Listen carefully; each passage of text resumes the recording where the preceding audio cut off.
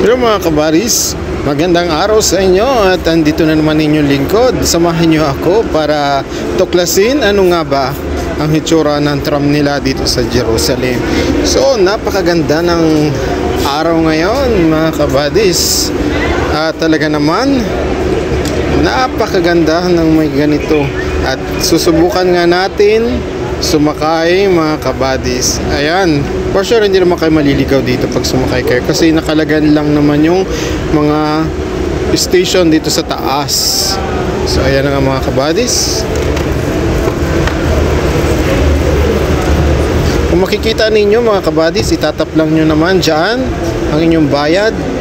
And ayan, makikita nyo nakasulat dyan ang English, Arabic and Hebrew.